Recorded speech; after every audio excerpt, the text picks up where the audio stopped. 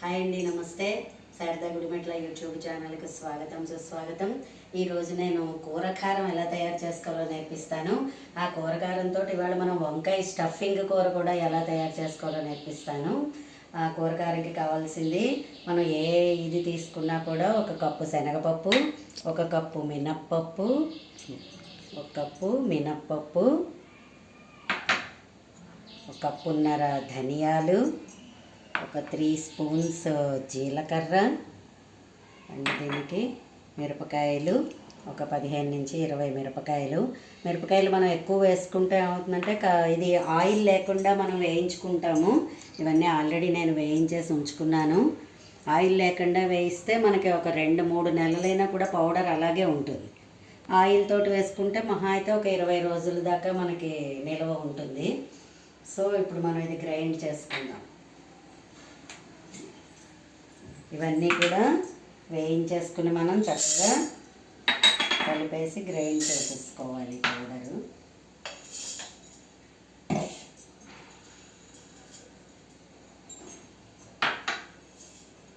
అందరూ నన్ను కూరకారం ఎలా చేస్తారో చెప్పండి టీచర్ గారు అని చెప్పి నా స్టూడెంట్స్ చాలామంది నన్ను అడుగుతూ ఉంటారు.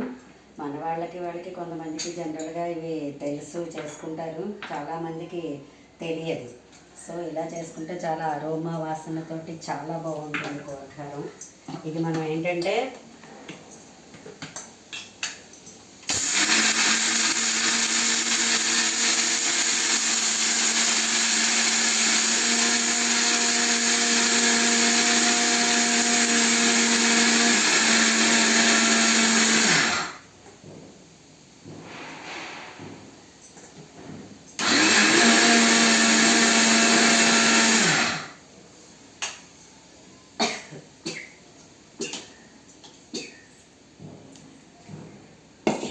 మంచి ఘాటుగా ఉంది, చూసారా? నాకు తుమ్ములు కూడా వచ్చేస్తున్నాయి. మన పిల్లలు ఎక్కడైనా ఉన్నా కూడా, విదేశాల్లో ఉన్నా కూడా మనం ఇదే సేమ్గా మీరు ప్రాసెస్ చేశారంటే వాళ్ళకి హ్యాపీగా ఇచ్చుకోవచ్చు. వాళ్ళకి సంవత్సరం అంతా కూడా నిల్వ ఉంటుంది. నేను నా పిల్లలకి అలాగే చేసి పంపించాను. చక్కగా వాళ్ళు ఉడకపెట్టేసుకుని ఏదైనా అందులో ఈ పౌడర్ వేసేసుకున్నారంటే చాలు, మంచి టేస్టీగా ఉంటుంది. చూసారా, మంచి కూరకారం తయారైపోయింది మనకి. మంచి గుమగుమలాడుతుందో. ఇప్పుడు ఇది మనం వంకాయ కూరలో ఎలా స్టఫింగ్ చేస్తామో దీనిలో సాల్ట్ కూడా కలిపేసుకోవచ్చు, లేదా కూర మగ్గేటప్పుడు కూడా ఒక్కొక్కసారి వేసుకోవచ్చు మనం.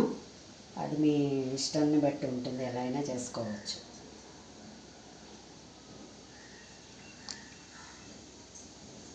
సరే, మంచిగా కూరకారం తయారైపోయింది.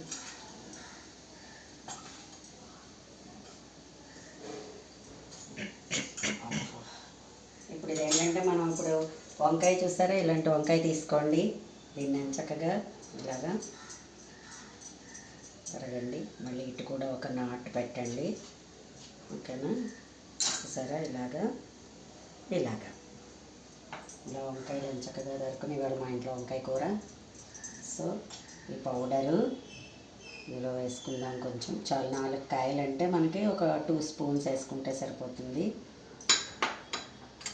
అండ్ దీనికి యాడెడ్ ఇంటూ సాల్ట్. దీనిలో చింతపండు పులుసు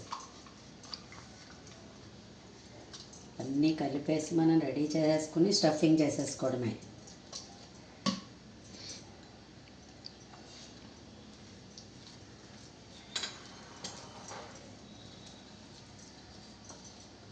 చూసారు, ఇలా తయారైపోతుంది.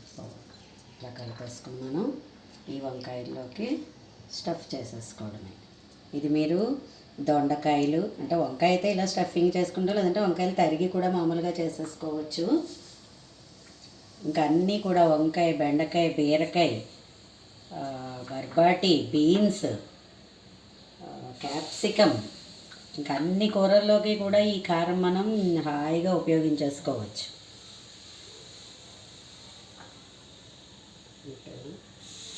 అలాగా చక్కగా మగ్గిపోతాయి అవి. మంచి గుమ్మలాడే గుత్తి వంకాయ కూర రెడీ.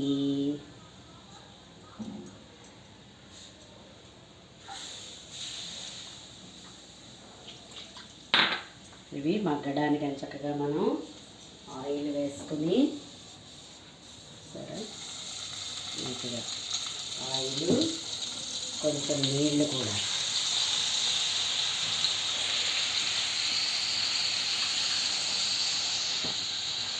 నీళ్ళు కూడా మనం ఇలా పోసేసుకుని వాటిని మగ్గపెట్టేసుకోవాలి. మంచిగా గుమగుమలాడే గుత్తొంకాయ కూర మీకు అలా రెడీ అయిపోతుంది. ఈ కూర కారాన్ని అందరూ కూడా తయారు చేసుకోండి. దీని మీద మనం ఇలా మూత పెట్టేసుకోవాలి. మూత పెట్టేసుకుని ఇలా సిమ్లో ఉంచుకుంటే మెత్తగా బాగా మగ్గుతాయి.